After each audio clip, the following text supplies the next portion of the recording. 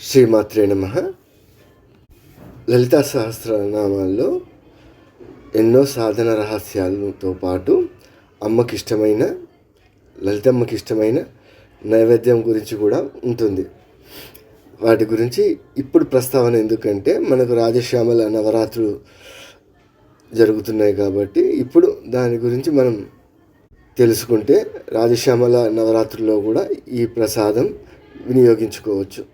అమ్మల యమ్మ ముగ్గురమ్మల మూలపుటమ్మ లలితా త్రిపుర సుందరి దేవి, వారాహి, అలాగే రాజశ్యామలాదేవి. ఇప్పుడు నైవేద్యం గురించి తెలుసుకుందాం. గుడాన్న ప్రీత మానస, గుడాన్న నివేదనకు లలిత శాస్త్రంలో అత్యధిక ప్రాధాన్యం ఉంటుంది. గుడము అంటే బెల్లం, అన్నము అంటే బియ్యంతో వండినది. గుడాన్నం అంటే బెల్లంతో చేసిన వంట. బెల్లంతో కలిపి అన్నము బెల్లంను కలిపి చేసేదాన్నే గుడాన్నం అంటారు. అలా అవకాశం లేని వాళ్ళు రోజు కొద్దిగా మనం బెల్లం కూడా నైవేద్యంగా ఉపయోగించుకోవచ్చు. ఎందుకంటే బెల్లంకు నిల్వ దోషం లేదు. నిల్వ దోషం అంటే మనం ఏదైనా పెట్టింటే అది రోజులైంది అది ఇది అని అనుకుంటుంటాం కదా, అటువంటి దోషం ఏమీ ఉండదు బెల్లంకు. కాబట్టి మనం రోజు ఒక బెల్లం ముక్క చిన్నది కూడా అమ్మ దగ్గర మనం నివేదన చేయవచ్చు. ఇక రెండవది ఏమంటే స్నిగ్ధోదన ప్రియ. స్నిగ్ధ అంటే తెల్లని ఓదనం అంటే తెల్లని అన్నం. ప్రియ అంటే ఇష్టపడటం. తెల్లటి అన్నాన్ని ఇష్టపడే తల్లి అని దాని యొక్క భావం. తెల్లటి అన్నం అనగానే తెలుపు వర్ణమని కానే కాదు, స్వచ్ఛమైన పదార్థాన్ని అమ్మ ఇష్టపడుతుంది. అలాగే కొబ్బరి కూడా తెల్లగా ఉంటుంది కాబట్టి ఆ కొబ్బరిని కూడా ఉపయోగించి కొబ్బరి అన్నం మాదిరి తయారు చేసి నైవేద్యంగా మనం నివేదన చేసుకోవచ్చు. ఇక మూడవది పాయసాన్న ప్రియ అంటే క్షీరాన్న భయ అంటే పాలు అన్నంతో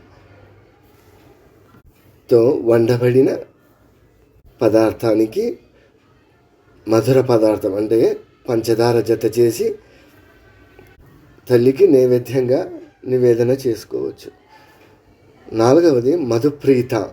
మధు అంటే తేనె, ప్రీత అంటే ఇష్టపడటం.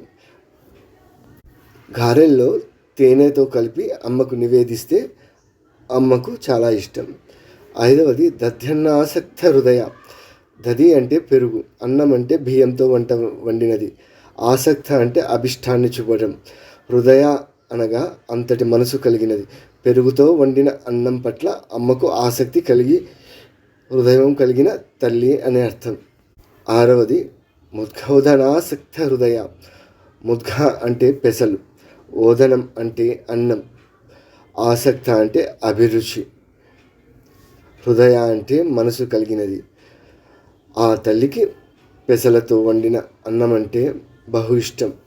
పెసరపప్పు నానబెట్టిన కాస్త బెల్లం వేసి నివేదనగా మనం పెట్టవచ్చు. అలాగే పెసరపప్పు పాయసం చేసి నైవేద్యం కూడా అమ్మకు సమర్పించవచ్చు. ఆ అమ్మకు ఇష్టమైన నైవేద్యంలో ఇది చాలా ముఖ్యమైనది. ఏడవది హరిద్రానైక రసిక. హరిద్రం అంటే పసుపు, అన్నం అంటే బియ్యంతో వండినది. మనం మన భాషలో చెప్పాలంటే పులిహోరగా పిలుచుకుంటాం. ఆ తల్లికి హరిద్రాన్నం మీద అత్యంత ప్రీతి. అందుకే హరిద్రాన్న మరియు ఏక అంటున్నాం. ఈ హరిద్ర అన్నాన్ని అత్యంత ప్రీతిగా అమ్మ సేవిస్తుంది. మనం ఏ దేవాలయంలో చేసినా కూడా ఈ హరిద్రాన్నంని అనగా పులిహోరనే నైవేద్యంగా ఎక్కువ ఇస్తూ ఉంటారు. అలాగే హరిద్రాన్నాన్ని అనగా పులిహోరను నైవేద్యంగా నివేదించి మనం ప్రసాదంగా పంచుతూ ఉన్నా లేదా స్వీకరించటం వలన అటువంటి వారిని జ్యేష్ఠాదేవి బాధించదు. జ్యేష్ఠాదేవి పెట్టే బాధలు తొలగి శుభం కలిగిస్తుంది. ఎనిమిదవది సర్వాదన ప్రీత చిత్త అనగా కదంబం. సర్వ అంటే అన్ని రకాల ఓదనం, ఓదనం అనగా అన్నం. ప్రీత అంటే ఇష్టపడటం, చిత్త అంటే మనసు కలిగి ఉండటం. అన్ని రకాల ఆహార పదార్థాలను ఇష్టపడే చిత్తం కలిగిన తల్లి అని దీని యొక్క భావం.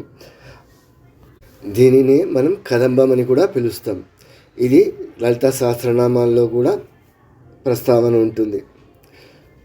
అమ్మకు భక్తితో ఏది సమర్పించినా మన దగ్గర ఉన్న దానిలో అమ్మ సంతృప్తిగా స్వీకరిస్తుంది.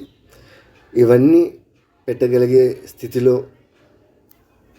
మాత్రమే మనం చేయవలసి ఉంటుంది. లేదంటే అమ్మకు ఒక బెల్లం ముక్క పెట్టినా కూడా చాలు, సంతోషంగా అమ్మ ప్రసాదంగా స్వీకరిస్తుంది. మనం పెట్టే నైవేద్యం ఏదైనా కావచ్చు, అమ్మ లలితమ్మకు అలాగే ప్రసాదం నివేదన చేసే ముందు అమ్మ తృప్తిగా తినాలి, అమ్మ ప్రసాదం తృప్తిగా స్వీకరించాలి అని మనసున సంకల్పం తీసుకొని ప్రసాదం ఉంచితే అమ్మ తప్పకుండా స్వీకరిస్తుంది. శ్రీమాత్రే నమః.